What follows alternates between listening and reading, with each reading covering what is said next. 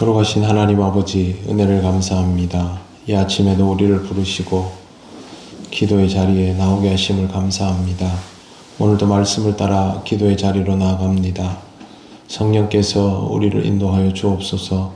예수님 이름으로 기도드립니다. 아멘. 찬송가 384장 하나님께 찬양드립니다. 나의 갈 길 다가도록 예수 인도하시니 내 주 안에 있는 긍휼 어찌 의심하리요. 믿음으로 사는 자는 하늘 위로 받겠네. 무슨 일을 만나든지 만사형통하리라.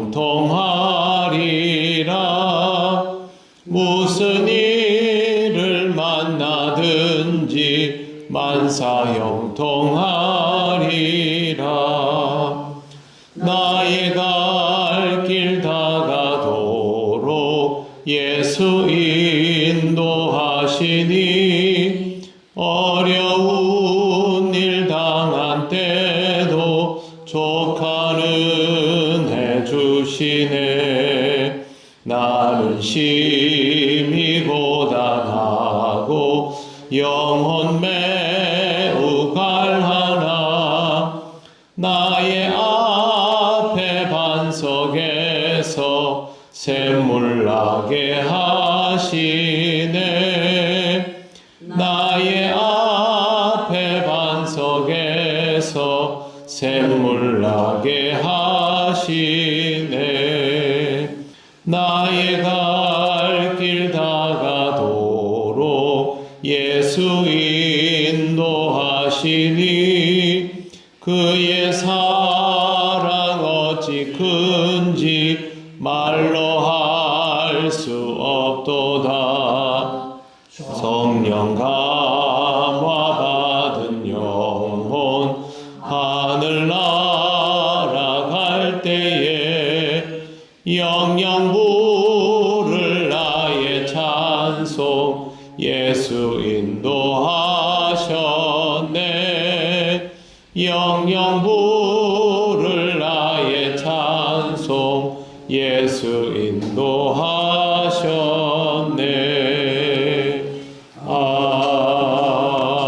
아멘. 하나님 말씀 사도행전 23장 3절에서 5절입니다. 합독하겠습니다. 바울이 이르되 회칠한 남이여, 하나님이 너를 치시리로다. 내가 나를 율법대로 심판한다고 앉아서 율법을 어기고 나를 치라 하느냐 하니, 곁에 선 사람들이 말하되 하나님의 대제사장을 내가 욕하느냐. 바울이 이르되 형제들아, 나는 그가 대제사장인 줄 알지 못하였노라. 기록하였으되 너의 백성의 관리를 비방하지 말라 하였느니라 하더라. 아멘. 네, 어제는 대제사장 아나니아가 어떤 인물인지 소개해드렸습니다. 한마디로 그 시대를 잘 대변하는 최악의 사람이었습니다. 하나님을 잘 믿는다고 자부하는 유대민족의 신앙적인 정점의 자리에 있으면서도 탐욕으로 세상을 살았던 사람입니다. 이런 사람이 유대교도의 대표적인 인물이라면 현재 유대교 공동체의 수준이 상태가 어떻다라는 것을 잘 알아볼 수 있습니다. 교황을 보면 중세 교회가 어떻다라는 것을 알 수 있는 것과 같지 않습니까? 지금도 마찬가지입니다. 그 종파나 교단의 대표를 보면 공동체의 현재 상태와 수준을 확실하게 알 수 있습니다. 교회의 지도자들의 수준을 보면 그 교회의 상태를 알 수 있는 것과 똑같습니다. 이런 것들은 사실상 실질적인 지표가 되기 때문에 우리들은 신앙생활 하면서 여기에 대한 자각 증상을 가지고 있어야 합니다. 교회에 어떤 사람들이 지도자로 일하게 되는지, 세워지게 되는지, 교회 직분자들은 어떤 면면을 구성하면서 신앙생활을 하고 있는지, 그것이 지금 우리의 현재가 되는 것입니다. 지금 유대의 종교 지도자들을 보면 자각 증상이 없습니다. 한마디로 회복 불능의 상태라는 것이죠. 이런 자각 증상도 가지지 못하는 공동체가 되지 말아야 합니다. 그러기 위해서는 우리 스스로가 항상 신앙적인 건강함에 최선을 다해야 하고 가치가 거기에 부여되어 있어야 합니다. 지금 이 유대 종교 지도자들 또 사내들인 공회 회원들 모습을 보면 신앙적인 데 초점을 맞추거나 민족의 정체성을 지키려 하거나 이런 모습은 찾아볼 수가 없습니다. 이런 공동체가 되어서는 안 된다는 것입니다.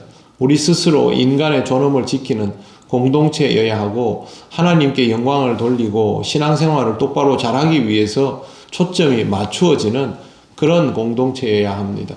공동체가 이런 목적과 방향을 어겨서는 안 된다. 그걸 위해서 우리 스스로 신앙의 자정작용을 할 수 있어야 한다라는 것을 꼭 기억하시기를 바랍니다.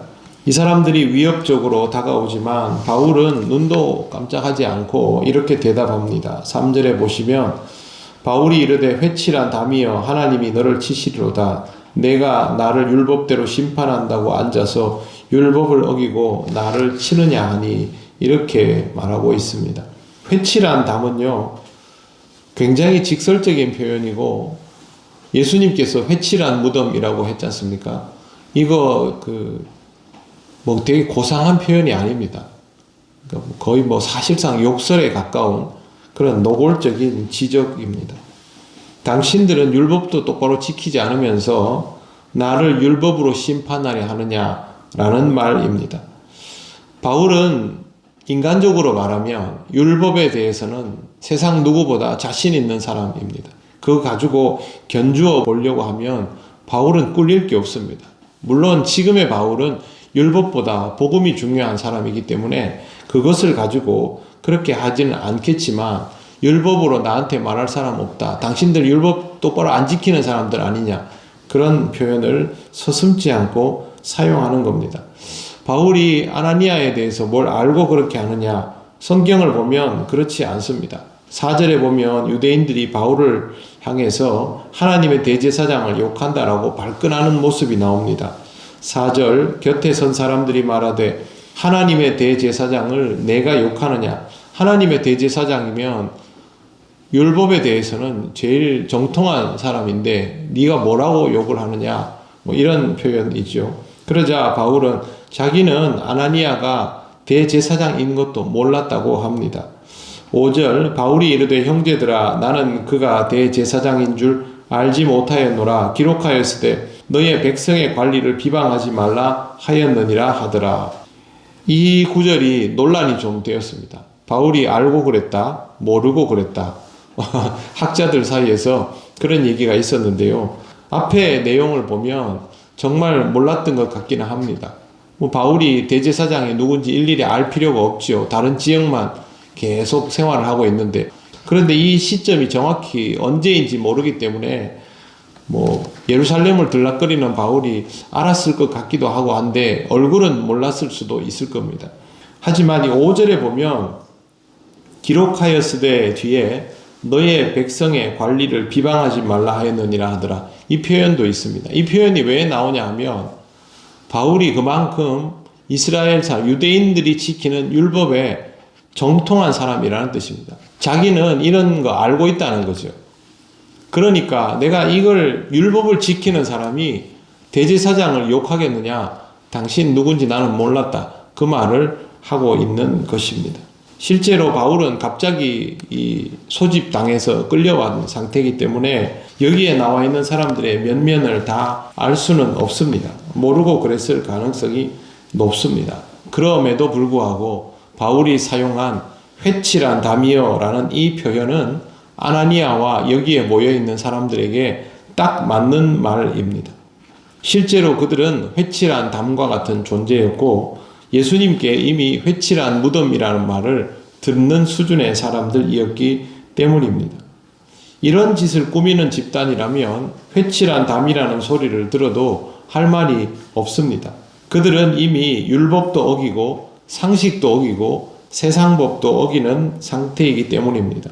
판결도 내리기 전에 바울을 일방적으로 잡아다가 무참히 폭행한 것은 사실 그들의 율법을 어긴 것입니다. 율법에서 죄를 확정하지 않은 사람을 임의로 때릴 수 있는 규정은 없습니다. 그렇기 때문에 율법을 중요하게 여기는 그들 스스로 법을 어긴 겁니다. 바울에 대하여 자초지종을 알아보지도 않고 그냥 선동해서 사람들로 하여금 바울을 폭행하게 했지 않습니까? 이것은 동시에 상식적이지도 않습니다. 바울이 무슨 잘못을 저질렀다고 성전에서 사람을 붙잡아서 일방적으로 때리고 죽이려 듭니까? 지금 실패했으니까 망정이지 실패하지 않았으면 바울은 죽은 목숨이지 않습니까? 집단으로 살인을 행하려 했던 사람들이 바로 이 사람들입니다. 이들이 선동한 것이죠.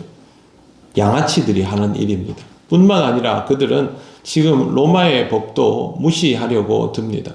로마 시민인 사람을 세워놓고 그렇게 하는 거죠. 이 사람들은 왜 이렇게 할까요? 자기들의 그 욕구를 실현하기 위해서 눈에 보이는 게 없는 것이죠. 자기들은 이 사람 바울을 제거해야 하는 겁니다. 그걸 하기 위해서는 수단 방법을 가리지 않습니다. 하나님을 믿는 자라면 하나님을 믿는 자답게 하나님의 말씀에 의거하여 과정들을 진행하고 결과에 도달해야만 하나님을 믿는 자다운 것인데 지금 이 사람의 모습을 보면 그런 거 없습니다.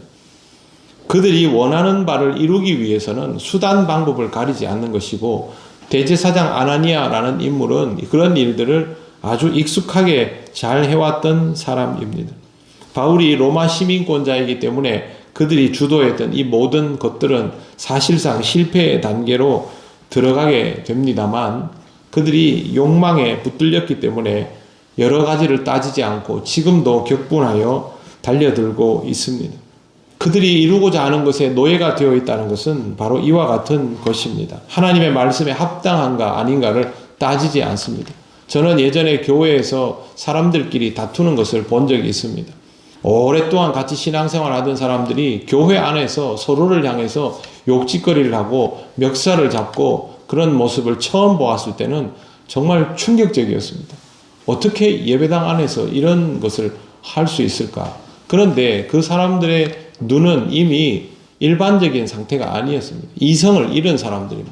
여기가 교회당인 것도 매주 예배를 드리고 그렇게 하는 곳인 것도 몰랐습니다. 그때는 눈에 보이는 게 없는 것이죠. 신앙생활은 그런 자리에서 다 무너져 내립니다. 이 사람들도 하나님을 믿는다 하는 사람들 아닙니까? 그런데 지금 이 사람들에게서 하나님을 믿는다는 모습이 어디에 있습니까? 하나님을 의식하지 않고 살아가고 있는 것이죠. 우리는 항상 하나님을 의식하며 살아야 합니다. 그래야만 우리에게 이런 욕망의 조각들이 있음에도 불구하고 이런 것들을 조절하면서 절제하면서 살아갈 수 있는 것입니다.